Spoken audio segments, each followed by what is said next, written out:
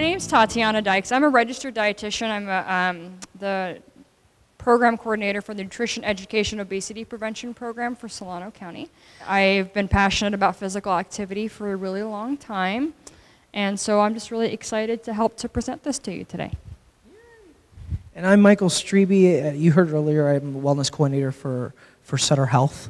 I've done corporate wellness for a lot of different organizations, but on the side, I also help to certify trainers, personal trainers and instructors internationally. So I contribute to writing the exams for American College of Sports Medicine, American Council on Exercise, and the Medical Fitness Association. So I'm an exercise physiologist.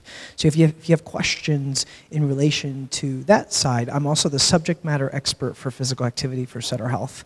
And combining together, we are going to provide you some amazing stuff today.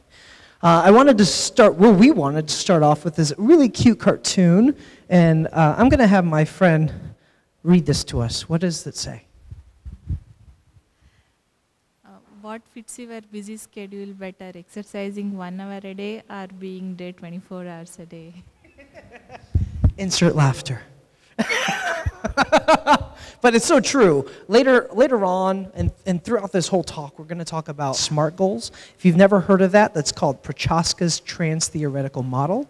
It's the stages of change that people go through when they're trying to go from not doing something to eventually doing something. That goes with if you're trying to quit drinking alcohol, you're trying to stop smoking, you're trying to start exercising, whatever the stages of change that you go through mentally.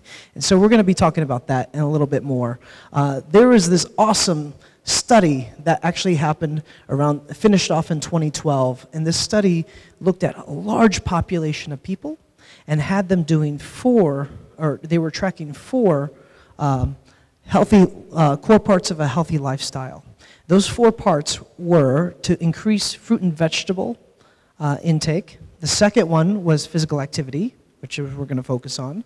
The third one was to quit smoking, and the fourth one was to moderate your alcohol consumption. And what we found in this study was really, really neat. On the left side is a scale from 1 all the way up to 7 for the relative risk of death. This was their risk of death for their life. And then they were placed in 3 categories. We had normal weight, overweight, and obese. And what is really cool and interesting is that if you go to the obese category, you can see that their relative risk of death, if they did nothing, was really, really, really high. But just going to one of those 4 core healthy lifestyle opportunities greatly diminished their risk of death. And so we've learned, especially speaking with the last group, there's a lot of you that have a lot of nutritional expertise, but you feel uncomfortable with the physical activity part of things. And that's what we're going to address today, is the physical activity portion. There are 5 components of physical fitness: cardiorespiratory fitness. This is like the personal training speech. We have cardiorespiratory fitness, muscular strength, muscular endurance, flexibility, and body composition. You guys kind of know it as walking programs, Zumba classes, team building. And so we're going to try to relate that exercise component into what you're used to talking about. Well, one big thing that I'd like to hit on is the difference between muscular endurance and muscular strength training. Strength training is the maximal amount of force that you can do. And ideally, if you're doing like a set of 8 to 12 reps and you can barely do any more than 12, you are in strength training. If you're doing 8 to 12 and you feel like you can do 10 more, you're in endurance training. And there's a lot of benefits from doing strength training, and we find that people all over the country are not meeting the minimum criteria for strength training. And at the end of the program, I actually wrote a workout that you can do or even highlight to your staff and participants, and it has a video for all of the exercises. You'll see that at the end. What is physical activity? Why is physical activity important? I'm actually going to break the rules. Okay. I wanted to talk about this now because I was thinking about what you were asking about liability and safety. So I wanted to start with this because I want you to be in the mindset that everything that we're talking about, I want you to feel comfortable. I don't want to talk about all of it and have you go, how am I going to use this? So I want everyone to start with a place of comfort. So this is one of the #1 questions I get from people. In our program with NEOP, we are being asked to provide more and more physical activity, and a lot of people feel uncomfortable because they're coming from a place of not having that expertise. And I know it's the exact same thing in the park system. So The first thing I want to say is that every organization is different. So make sure you know what your organization's rules are about physical activity. Some companies might say, okay, we want you to have a waiver, and some companies don't. So just the first thing is to ask. The second thing is whenever you're working with a group of people, always make sure you talk to them about safety before you start any sort of class or activity. So letting people know that, first of all, what you're going to be doing so they know what to expect. So if you're going to be teaching a class that involves a lot of deep knee bends and somebody has knee issues and they can't do that, they might want to step to the side and maybe do something else or another type of activity. Let people know that there's going to be modifications. So if something requires a higher level, that there is a lower level modification that they can use. Also, always letting people know to listen to your body when you're being physically active. If something doesn't feel right, if something hurts, if you feel too out of breath, slow down and take it at your level. And the third thing is that a lot of programs have approved materials or materials they like to use through their organization. So NEOP has a list of approved materials that we can use. One of those things is the yoga book that you should all have. If you don't have one, come grab one. So these types of materials through our program are already pre-approved for us. So what that means is, hey, we already have tested this. We've already put safety information in here. It's provided at a level that should be safe for most people. So if somebody says, I don't have an exercise background, but I have this book that I can go through here page by page and I can show people how to do these movements and not have to worry about that. Does that answer your question? Okay, great. I wanted to talk a little bit about why physical activity is important. And I realize that you guys probably already all know most of this information, but this information is really great to have, to put in your back pocket for when you're working with a partner or another organization and you want to incorporate physical activity, or maybe you're being told to incorporate physical activity and you're getting resistance. People say, well, shouldn't that just be optional, or why is it important that you can pull out this information? So obviously, being physically active improves your fitness level. One of the big things is it helps to lower risk of a lot of diseases like heart disease, stroke, type 2 diabetes, hypertension, several different types of cancers. It reduces depression. So being outdoors helps with mental health, and being physically active helps with mental health. So if you do both of those things, you can see quite an improvement in depression. Improved bone health, that's with strength training, weight-bearing types of exercises. And prevention of weight gain or promotion of weight loss. So 50 to 70% of us spend 6 or more hours a day sitting down. How many of you have a desk job? All right, most of you do. So we're automatically in a position that makes us want to sit down all day long. So you want to try to, this is something you can encourage your coworkers to do too, is try to get up at least once an hour, get up, stretch, walk around. Take little breaks throughout the day so that you're not sitting down all day. They do say that sitting is the new smoking, so we want to try to be as active as possible. And 20 to 35% of people watch 4 or more hours of television a day. So if you're working all day for 8 hours and you're sitting down, and then you go home and you watch TV for 4 hours, how much exercise are you probably getting? Probably not a lot, right? So we need to start shifting that. I've seen some studies recently that show even if you're sitting for 6 hours straight, it negates any hour exercise that you did. So say you take boot camp in the morning and then you just sit the rest of the day at work. You basically have negated some of the important benefits that you get from doing that. So it is really important. It's recommended that you do get up every 30 to 45 minutes. Some of your jobs, that's not realistic. For those of you that work with populations, this should be something that you're championing. This is something that you're recommending and pushing, that people do get up. Some of the companies that I've worked with have those reminders that pop up on the computer. It's time to get up and roll your shoulders back. And a lot of people go, ignore, ignore, ignore. It's really important that people don't. So I love the new sitting is the new smoking thing. One of the things I do at work is we have 2 different printers we can use. One of them is like 2 cubicles away, and one of them is like halfway across the building. So I try to use the far one as much as possible. I would say probably 5% of the time I get lazy and I just print to the close one, but I almost always print to the far one. So just little stuff like that adds up. As we get older, our bodies naturally lose muscle mass. That's just part of aging.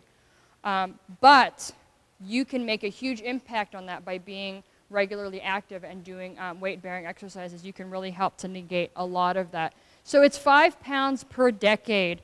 So if you have somebody who weighs the same, so you have somebody who's 25 and they weigh 150 pounds, when they're 65 and they weigh 150 pounds, their body composition is not the same as it was 40 years ago if they're not exercising. They probably have a higher percent fat and lower percent muscle.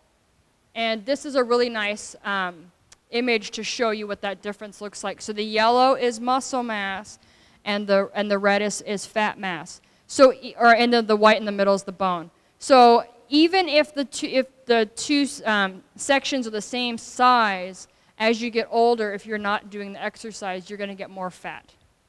The other thing is that when you are physically active, your brain activates.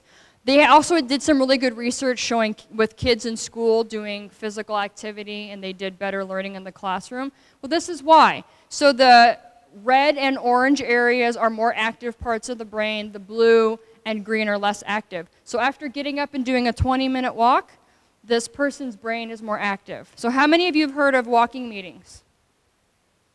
All right. So most of you have, so that's fantastic. So walking meetings can be a really great way to not only get your exercise in, but get a lot more ideas going, because there's a lot of things that you might think of that maybe you didn't think of while you were sitting in a chair. So you can use this to your advantage too. So I could really sit here and talk about why physical activity is good for you all day. But really at the end of the day, just know that regular physical activity helps to promote happier and healthier lives. So it kind of helps you inside and out.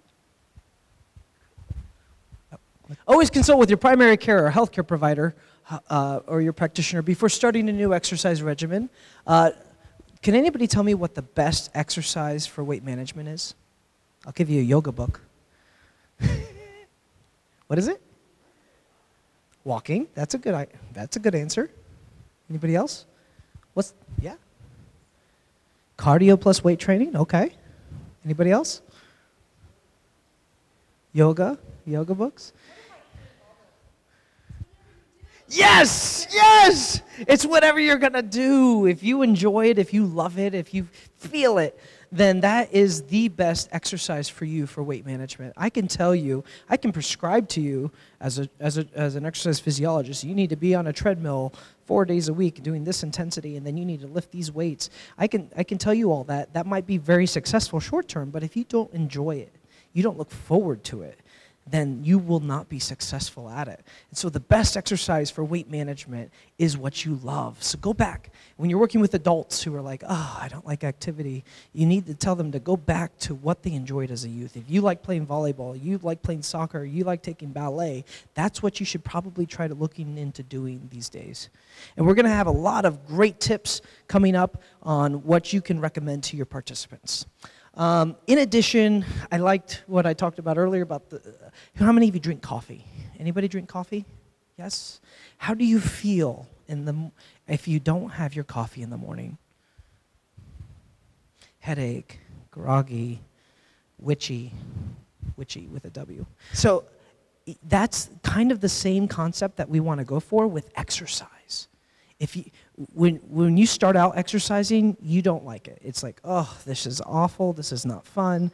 But if you incorporate it into your lifestyle little by little by little and make it part of your lifestyle, your body's going to yearn for it. It's going to want it. And after a long time, we want that same feeling when you don't have your coffee. We want that same feeling with physical activity. Once you've incorporated it into your lifestyle, your body's going to want it and it's going to desire it. And if you don't give it to it, you're not going to feel right. And that's success. That's the lifestyle change that we're shooting for. Genetics and gender, get support from others. We're going to talk about partnering and making it social. And then last but not least, set SMART goals. Do you guys know what a SMART goal is? Oh, she's got this. You just say it loud and proud. Go. Specific, measurable, attainable, relevant, and time-bound. Yes. So specific, measurable, attainable. Some people say realistic, some people say relatable. timely, or tangible. And so we're going to talk a little bit about how to make goals specific, because we have learned that if you make a goal specific, and all the other things that we just talked about, attainable, realistic, timely, tangible, people will be successful at attaining their goals. All right, we're going to do a physical activity break. Stand up. Yes, yes. We're going to do a few of these. Come on up and spread. And I need you to find a partner. Find a partner. If there's a group of 3, that's okay too. It can be 2 of you, 3 of you. And I need you to face each other. All right, you're going to face each other. What you're going to do is you're going to put your hands on your knees. Face your partner, and you get a point every time you can touch someone's knee. But don't move. You're just going to face them, and you get a point every time you... Oh, she touched my knee. There's a point. You ready? I'm going to give you a little bit. Go. You got to get close enough. Got to get close enough. Go. So you got to keep your hands on your knees and let go, and there you go. Yep. Face each other, though. There you go. You want to go down and help while I do in case somebody's doing...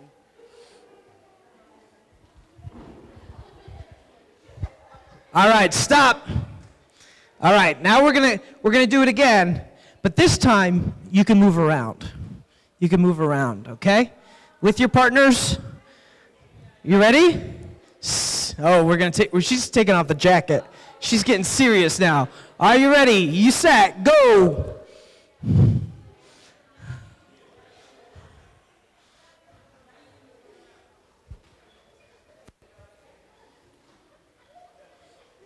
Good, good. You're doing great.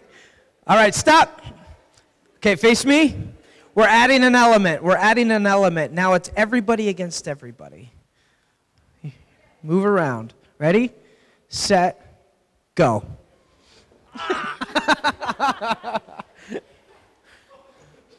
Don't you dare. Stop it. All right, stop. Now we're going to take it to another level. We'll take it to another level. We're going to do this, but when I say hands up, you can't guard your knees anymore, but you can still tag anybody you want. And then I can say hands down, then you can guard your knees again. You ready? Hands down. 3, 2, 1, go. Hands up. You can still tag, you can still tag. Hands down. Keep going, keep going, keep going. Hands up. Hands down. Keep going, keep going. Hands up. All right, guys, good job. All right, thank you. Rounds of applause. So do you guys think that you need to have a special degree to teach people how to do that? No, right? It's fun. It was fun, and it just happened to be active. Get your heart rate up. I mean, we were taking jackets off. It was getting really serious over here. So that's just one example of an activity that you can do with a group. So the Department of Health and Human Services at the federal level has the Healthy People 2020, and the goal is to reduce the number of adults who engage in absolutely no leisure time activities. So that number was 40%. They're trying to drop it to 20%. And to get people more active in what we call MVPA, which is moderate to vigorous physical activity. Typically, if you can hold a light conversation, you're in moderate activity level, okay? If you can barely hold a conversation, you're in vigorous activity level. And that's something known as the talk test. And that gives you a good idea. We know that fitness levels are relative. So I could be doing 12 push-ups, and to me, that's muscular endurance, and to her, that's strength training. I can't do 12 push-ups. Right? And so it's all relative based on the person. Some people can walk from one block corner to the next block corner, and that's vigorous to them. Other people, that's way low intensity activity. So the talk test is a great way to do that. In addition, we have another test that we use as personal trainers called the RPE scale. That's the rating of perceived exertion. And it can be on a scale from 1 to 10, and we want people anywhere from a 4 to a 6, 7, 8, depending on their ability level. We want them on the lower scale if they're new. We want them on a slightly higher scale if they're not new. 10 is you are pushing yourself the hardest you've ever pushed yourself. One is you're asleep. So again, between 4 and 7-ish is where we want the range of people. So you just basically ask yourself, as you're walking or jogging, how hard am I working? I'm about a 7. Good, that's where I should be. If you feel like you're at an 8, 9, or 10, maybe tone it down a little bit. Cool. Yeah, and that's really great to use when you're working with people, when we're talking about bringing it to where people are. If you're doing an activity with a group, letting people know that, like you've seen aerobic classes where they have, people are jumping, and you say, if that doesn't work for you, then you can just march. So letting people know it doesn't matter what their level is as long as they're working within their comfort zone. So these are just some stats. The map there shows obesity rates by state 2014, and then the darker the color is, the higher the obesity rates are. So over 78 million US adults are obese. Less than 5% of adults are physically active every day, 30 or more minutes. And only 1 in 3 adults gets the recommended amount of physical activity each week. And most adults, so more than 80%, do not meet the guidelines for both aerobic and strength training activities. So a lot of people do one or the other, but they don't get both. I wanted to really briefly go over needs. Again, this is on that handout. Kids and adults are different, so we have different slides. Kids are supposed to be active 60 or more minutes every single day. Does that mean that they have to go to the gym? No, absolutely not. What are some things that kids can do to be physically active? Ride their bike. Recess, absolutely. Walk to school, right? So these are a lot of things that are, for me working in public health, those are some things that we're working on, trying to get kids walking to school more or having more recess, right?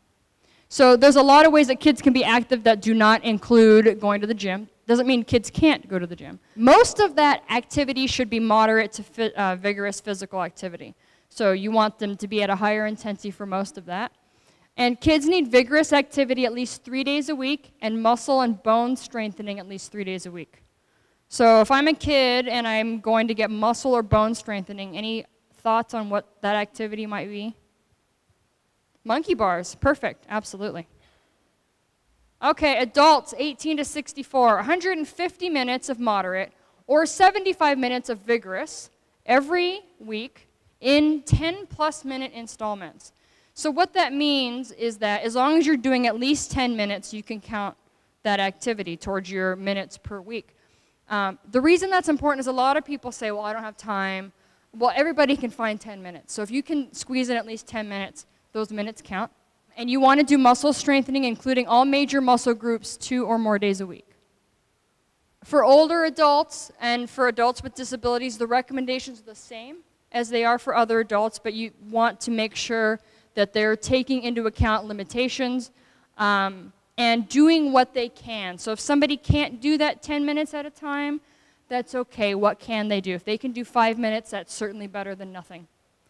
If you have kids with disabilities, make sure you're working with their care provider. And for pregnant and postpartum women, it's also 150 minutes. We just want the intensity to not be as high, so we want to do moderate activities. And you can always, if you're working with people and you don't know, have them work with their health care provider. So don't feel like you have to give them some sort of a prescription, because you shouldn't be for activity. So they can always work with their health care provider for more details. So we talked about this a little bit earlier, but as a professional, your job in working with the community is just to get them moving. Like I said, the recommendations for minutes and all that stuff, that's great for you to know, but your job is just to get them moving, motivate them, help to provide them a safe place where they can get exercise in, and help bring people together so they're more likely to do it. I got this one. All right, so earlier we talked about SMART goals, and what's really important is to help people identify goals that are, again, specific, measurable, attainable, realistic, timely, and tangible. And these are some examples that people can choose from for a physical activity goal. What we'd like to recommend is that once people have selected their goal sets, that they post it on their phone, put it on the refrigerator, put it as their screensaver, make it visible, make it known. And when you share your goal with a friend, or a loved one, you are more likely to reach and attain that goal. You will create a supportive network. And so here is a list of recommendations. Feel free to take a picture. The next slide. We get a lot of excuses. There's a lot of barriers. There's a lot of reasons of why people don't want to exercise. They don't have time. What else? They don't have friends or family to support their efforts. They're afraid of getting big muscles. And so your job as one of the professionals is to have solutions and answers, not rebuttals, but you don't want to be confrontational, but to have, solutions to a lot of these barriers that are identified. Are any of these hitting home to any of you? Any of these? You get the time one the most, right? Don't have time?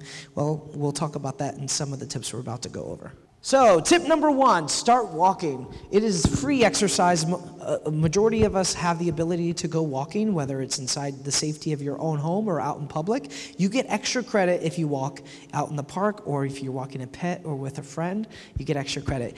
In the handouts, you probably saw some wonderful things. One is what I helped to make with Activate America with the YMCAs across the country. This is old school YMCA back in the day, but this is a conversion chart. So basically it tells you if you're gardening for 1 hour, that's about 80 steps. It's a conversion chart. But nowadays, most people, whether they're low income or not, have smartphones. And so if you download the Fitbit app or the Moves app, there's a lot of free options out there that will help track your movement and activity. So if tracking steps is ideal for goal setting for your population, then this is some tools for you. Go on to the next one real quick. So tracking steps, has anybody heard 10,000 steps is the goal that you should be getting? That actually came from Japan, and it actually was a big marketing thing. It wasn't from exercise physiologists. It wasn't from personal trainers. They just said, 10,000 steps, that sounds good. Well, there's actually been a lot of studies that actually support that if people do attain 10,000 steps a day, their risk of morbidity goes down dramatically. And so this is a category system that's been developed tracking steps. So if people are new to exercise and their daily step goal is less than 5,000 steps in a day, should we be telling them that they need to go to 10,000 steps? That's probably not a realistic goal for them. But what would be realistic over the next few months is trying to get from the sedentary category and trying to go to the next level of steps. Can they get from sedentary to low active? Can they get from low active to somewhat active? And over the course of a longer sustained period of time, they eventually can get to that 10,000 step goal. Does that make sense? Cool. In addition, we designed this wonderful 12-week walking program for you, if you got the handout. This is one side for beginners, one side for intermediate, so you can have that as a resource, as an option. Maybe you can use this and develop a walking program at your work site. So to put it in perspective for the whole stepping thing, most people's is 2.5 feet in length, their step gait. So 2,000 steps is roughly 1 mile. 1 mile of movement, walking, jogging, or running, doesn't matter, is roughly around 100 calories. This is for like a 650 pound woman. So that kind of puts it in a rough perspective. All right, tip number 2, we talked about walking meetings. For those of you who work with working populations, this is, if you're not needing to take notes or be on computers, you should be up walking. It actually will help with human engagement and interaction. You might see your relationships grow. We have to put a baby on there because babies and puppies and kittens always work. Isn't he cute? Oh. So tip number 3 is walk and talk on the phone. So you might get the excuse, I don't have time, but if they're talking an hour every night with their sister on the phone who lives in Seattle, then they can walk outside or walk in the living room and get some steps or movement that way.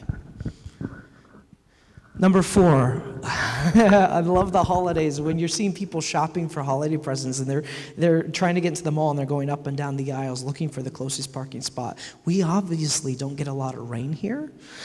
We have a drought, so there's no rain or hail or snow to worry about. So people can park further away. They'll burn more calories, and it's a simple way to get more activity in your life. Take the stairs is another awesome option. I'm sure you may be doing a step campaign or a stair campaign or a step challenge to answer some of your questions from earlier. It's free if your steps are safe and accessible. This might be something you want to promote. I used to always put signs by the elevators that say, did you know that you can burn 2.5 times more calories taking the stairs than taking the elevator? The same amount of floors. So, next. This one's really good for anybody work with low-income populations or where safety might be an issue. If people don't feel safe going out at night or into their community, or if they enjoy watching a lot of TV, this is great. You can just march in place while you're watching the show. When the commercials kick on, you kick it into high gear, and then your show comes back on, you can go back to low gear and pay attention. So burning a lot of calories. For people who watch hours of TV a night, this is a lot of opportunity for physical activity. I used to love doing this. Anybody have brothers and sisters? You put the couch cushions all over the floor and the pillows, and you pretend there's lava on the ground, and you just jumping from one. So you can make obstacle courses at home. You can make adventures at home, and this is something fun to do with parents and children. The family can make it a fun event. You can do it in the backyard, make an obstacle course. So get creative, have fun. Clean one thing at a time. Okay, so this is really great for those of you who have 2 or more floors. Instead of picking up all the toys at one time and going upstairs and putting the toys down, pick one toy up, go up the stairs, toy, back down, second toy. See, isn't that a lot more activity? So, okay, I'm sure you're excited. Yeah. I was just going to say, and if you have kids, like especially if you have multiple kids, you can make this a contest.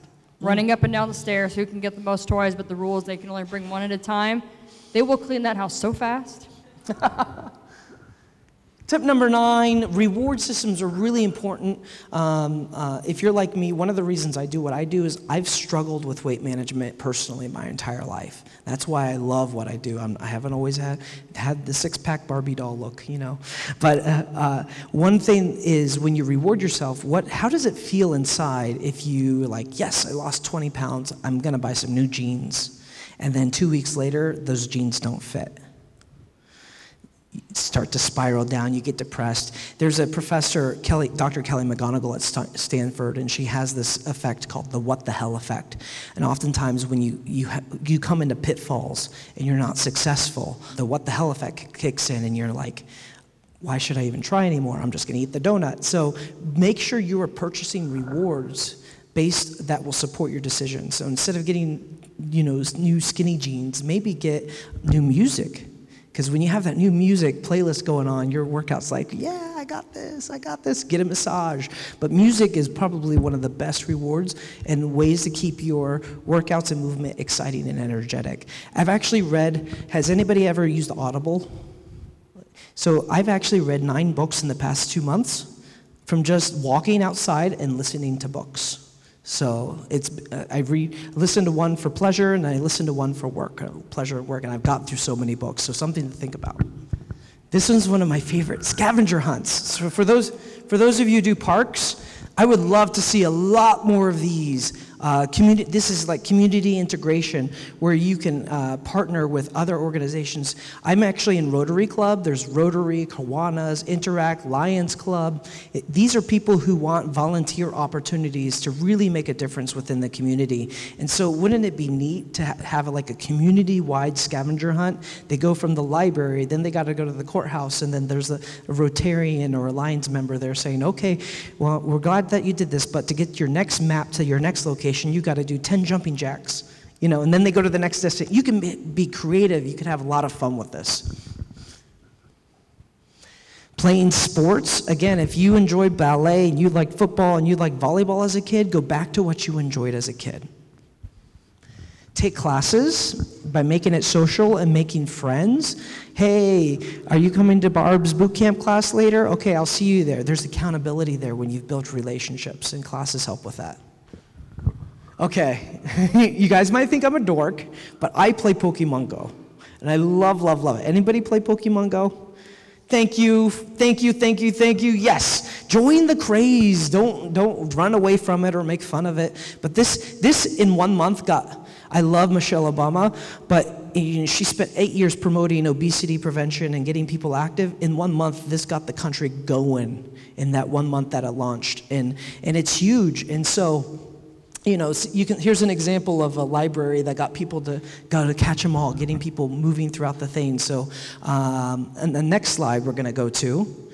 I've actually seen social media take advantage of the Pokemon Go craze, and I've seen meetup groups online on Meetup. And so on Meetup, if you've never heard of it, you can create a social group on anything you're interested. If you like dart throwing in the garden, you can say, I want to make a dart throwing in the garden program, and people will just come and join. And there's social media outlets that are really effective. And I've seen Pokemon ones where people come and meet, and they'll meet at the park, and then they'll play Pokemon together. So they're building relationships, building community. It's a great outlet.